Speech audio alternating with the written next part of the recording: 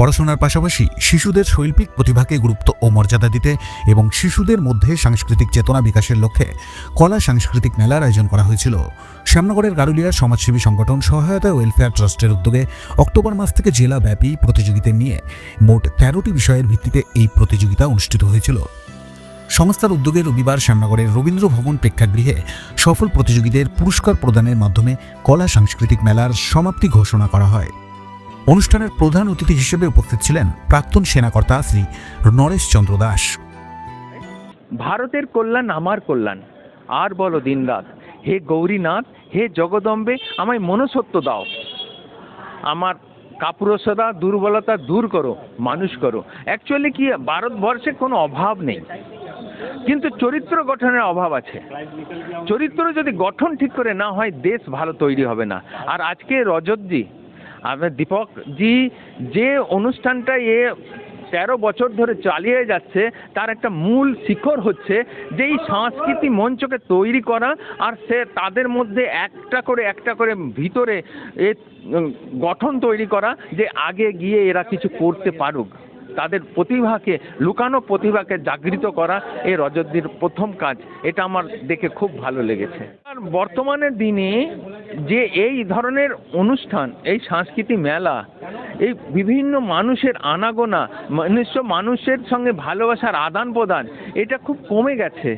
আর এটা একান্ত প্রয়োজন আছে, একটা বাচ্চার প্রতিভাকে দেখার জন্য এরকম স্টেজ দরকার আছে। সংস্থার উদ্যোগে Mohammad Khalid বশিরকে doctor APJ Abdul Kalam auxiliary সম্মানে ভূষিত করা হয়। এছাড়াও সংস্থার বরিষ্ঠ সদস্য শ্রী সত্যনারায়ণ ভগত এবং শ্রী বিজয় পণ্ডাকে লাইফ টাইম অ্যাচিভমেন্ট অ্যাওয়ার্ড দেওয়া হয়। অনুষ্ঠানের মূল পর্বে 245 জন সফল প্রতিযোগী ও প্রতিযোগিনীদের হাতে পুরস্কার ও মানপত্র তুলে দেওয়া হয়। এছাড়াও বিভিন্ন স্কুলের শিক্ষক শিক্ষিকা থেকে সমাজসেবক ও সাংবাদিকদের সম্বর্ধিত করা হয়। আমরা কথা বলেছিলাম সংস্থার কর্ণধার শ্রী দীপক কুমার রজকের সাথে। অক্টোবর মাসে আমরা কমপ্লিট করেছিলাম প্রোগ্রাম। 12ই অক্টোবর আর 19ই October Gaulia municipal girls high school, আদা এভাকা সেন্ট্রাল স্কুলে আমরা ইভেন্ট করিয়েছিলাম, 11টা ইভেন্ট। ওই ইভেন্টে আজকে যারা কোয়ালিফাই করেছে তাদেরকে আমরা প্রাইজ দিয়েছি। 245 জন ছেলেমেয়েদেরকে প্রাইজ দিয়েছি, 1900 জন পার্টিসিপেট নিয়েছিল।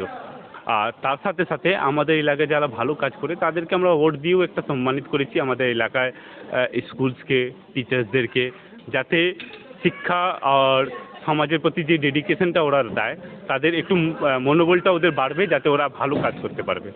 চিফ গেস্টের মধ্যে ছিল মাননীয় সাব মেজর নরেশ চন্দ্র দাস, উনি একটা কার্গিল ফাইটার, তারপরে শ্রীলঙ্কা সিভিল ওয়ারেও উনি ছিলেন, এর সাথে আরেকটা যুদ্ধ উনি রয়েছেন। আমাদের চিফ গেস্টের মধ্যে উনি ছিলেন। তারপরে আমাদের সমাজে আর বিভিন্ন সব স্কুলের শিক্ষক, সমাজসেবীরা এখানে এসেছিলেন। আমাদের কার্যক্রমে আমরা মেসেজ দিতে চাইছি, যাতে সমাজের যেই কালচারটা আমরা বিলং করি, ভারতের যে সংস্কৃতি, ওই সংস্কৃতিটা আমাদের যাতে লোকের কাছে বজায় থাকুক।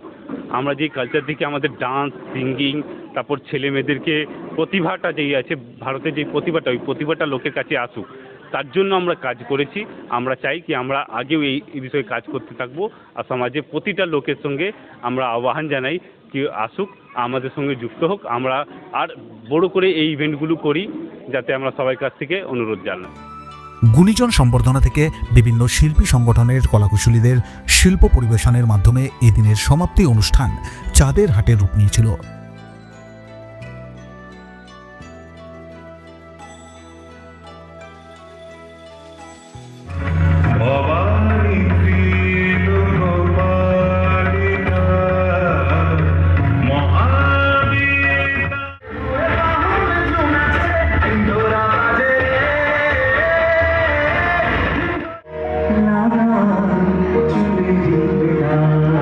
चुप कैसे